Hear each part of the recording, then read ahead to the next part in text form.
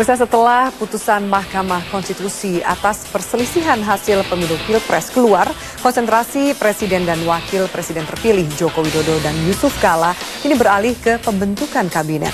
Seperti dijanjikan sebelumnya, Jokowi akan membentuk kabinet ahli dengan menutup peluang menteri rangkap jabatan di partai politik. Bagaimana Jokowi akan membentuk kabinetnya? Kita simak ulasan khas Metro Highlight berikut ini.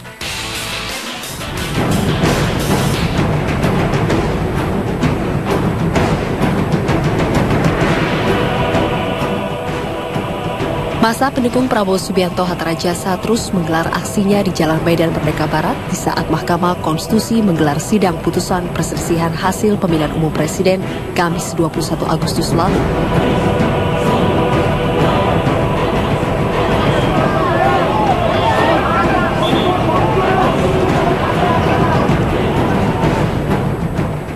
Di tengah tekanan massa Prabowo Hatta, Mahkamah Konstitusi akhirnya memutuskan hasil sidang PHPU. Amar putusan mengadili, menyatakan dalam eksepsi, menolak eksepsi termohon dan eksepsi pihak terkait. Dalam pokok permohonan, menolak permohonan pemohon untuk seluruhnya. Putusan MK ini bersifat final dan mengikat. Karena itu putusan MK ini sekaligus mengukuhkan pasangan Joko Widodo Yusuf Kala sebagai presiden dan wakil presiden terpilih. Bagi Jokowi JK, putusan ini menjadi awal bagi mereka untuk menyiapkan kabinet periode 2014-2019.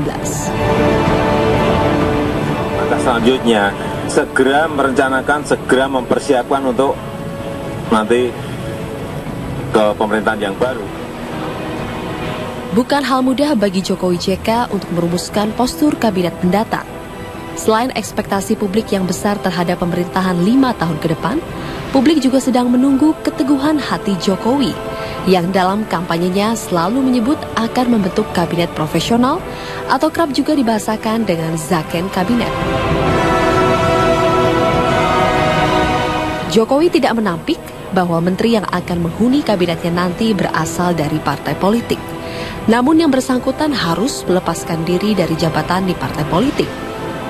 Kebijakan tersebut diambil karena pemerintah mendatang dihadapkan pada tantangan yang berat. Pemerintah harus fokus dan bergerak cepat sehingga kabinet dituntut bekerja keras dan tidak merangkap menjadi pengurus harian partai politik.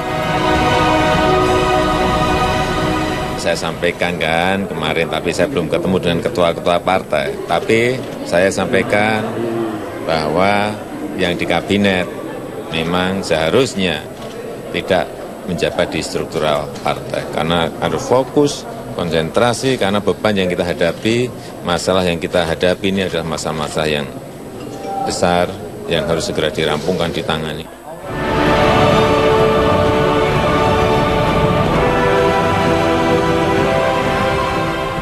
Dari bendahara, sekjen, wakil ketua, dan ketua. Jadi mereka adalah orang-orang yang tidak boleh merangkap jabatan di luar kepartaian. Jadi kalau mereka misalnya tertarik dengan komisaris di tempat tertentu, tertarik menjadi dubes, tertarik menjadi menteri, kepala daerah, ya harus keluar dari jabatan strategis ini. Dengan konteks kabinet aksi, oleh karena itu sangat penting sekali kementerian itu diisi oleh mereka yang mau benar-benar secara penuh waktu ya mendedikasikan diri untuk kepentingan bangsa dan untuk urusan partai politik, karena itu juga perlu suatu tim kerja yang sangat bagus untuk melakukan pendidikan politik, kaderisasi dan seterusnya, maka juga perlu ditangani oleh mereka yang memang bersedia mengurus partai politik secara penuh waktu. Tentu saja menyusun kabinet bukan hal mudah bagi Jokowi JK.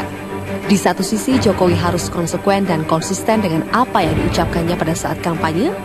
Dia tegas mengatakan jika terpilih sebagai presiden akan membentuk kabinet yang tidak terikat dengan kepentingan partai politik.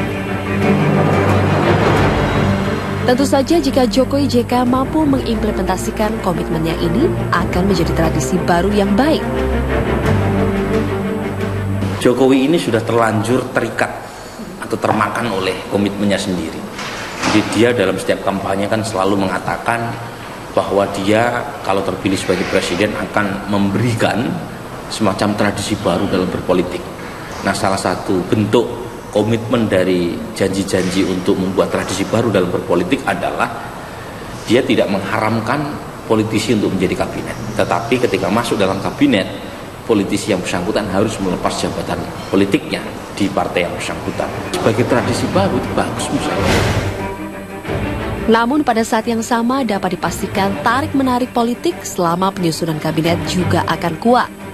Salah satu parpol pendukung Jokowi JK, Partai Kebangkitan Bangsa misalnya, secara eksplisit menyatakan minta jatah menteri. Belakangan memang PKB mengaku tidak mempermasalahkan pilihan menteri yang akan direkrut Jokowi JK dalam kabinetnya. PKB belum mengambil keputusan, mungkin kalau pendapat-pendapat pribadi kita harus namanya demokrasi. Tapi PKB sendiri sudah sepakat dengan Pak Jokowi akan mengambil sikap resminya adalah September. Peran PKB memang cukup besar dalam mengantarkan Jokowi JK meraih posisi sebagai Presiden Wapres terpilih. Karena itu bargaining politik partai berbasis masa Nahdlatul Ulama ini juga cukup besar. Di sini dibutuhkan kecanggihan komunikasi politik dari Jokowi dan Yusuf Kala. Selain isu rangkap jabatan menteri dengan parpol, salah satu yang mengemuka dalam proses penyusunan kabinet kali ini adalah soal penyederhanaan kabinet. Jumlah kementerian yang mencapai 34 pada Kabinet Indonesia Bersatu Jilid 2 kali ini dianggap terlalu gemuk. Belum lagi komisi-komisi yang ada di sekitar presiden juga dinilai terlalu banyak. Selain kerap terjadi fungsi yang tumpang tindih, juga kebutuhan anggaran yang sangat besar. Jelas dibutuhkan perampingan. Namun seperti apa komposisinya, tim Jokowi JK masih menggodoknya. Siapa yang bilang mau mengurangi kementerian? Informasinya siapa? Informasinya siapa? Ini baru dihitung. Jadi sesuai dengan visi misi yang ingin kita kerjakan. Artinya apa?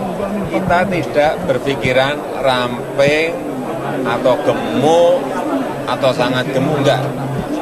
Menurut saya yang paling penting adalah kabinet itu bekerja dan bisa menyelesaikan program persoalan-persoalan yang ada. Berapa komposisi ideal jumlah kementerian memang masih menjadi perdebatan. Namun analis menyarankan agar perampingannya tidak terlalu ekstrim. Tetapi tidak bisa mengarah kepada perampingan yang ekstrim. Ya, kalau 25 menurut saya masih ekstrim, apalagi 20. Nah, kita ini harus realistis, harus berdasarkan alasan-alasan yang kuat, ya, perhitungan-perhitungan yang rasional dan realistis itu. Karena itu saya melihat ya usulan yang mengusulkan 25 apalagi 20 itu tidak realistis. Nah, yang realistis menurut perkiraan saya ya sekitar 30, kurang lebih 30 kementerian. Pastinya Jokowi JK harus bekerja keras untuk memastikan postur kabinetnya. Karena dalam proses ini ada banyak pertimbangan yang harus dihitung. Ada aspek teknis dan profesionalitas di satu sisi. Juga ada aspek hitung-hitungan politis di sisi lain. Jokowi JK juga harus menghitung betul aspek dukungan publik dan dukungan politik di parlemen sekaligus.